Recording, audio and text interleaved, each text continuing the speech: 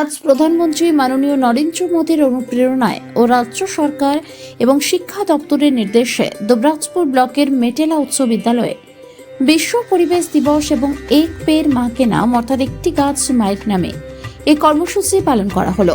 দিনের শুরুতেই বিদ্যালয়ের প্রধান শিক্ষক মাননীয় কল্যাণ দে সহ অন্যান্য শিক্ষক শিক্ষিকারাও আজকের দিনের তাৎপর্য ও একটি গাছ মায়ের নামে প্রকল্পটির গুরুত্ব সকল ছাত্রছাত্রীর সামনে তুলে ধরেন।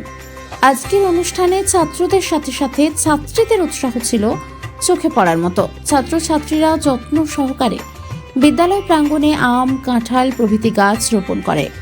আজকের দিনের গুরুত্ব ও কর্মসূচির উপর একটি মনোজ্ঞ কুইজ প্রতিযোগিতারও আয়োজন করা হয় বিদ্যালয়ের তরফ থেকে। উপস্থিত সকল ছাত্রছাত্রী কুইজ প্রতিযোগিতায় অংশগ্রহণ করেন।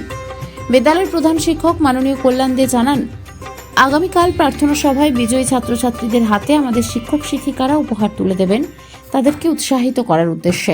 আজ বিশ্ব পরিবেশ দিবস উপলক্ষে আমাদের মেটেলা উচ্চ বিদ্যালয়ে মাননীয় প্রধানমন্ত্রীর অনুপ্রেরণায় এক পেড় মা কে নাম অর্থাৎ একটি গাছ মায়ের নামে যে প্রকল্প শুরু হয়েছে রাজ্য সরকার এবং শিক্ষা দপ্তরের যৌথ উদ্যোগে, সেইটি পালিত করা হলো।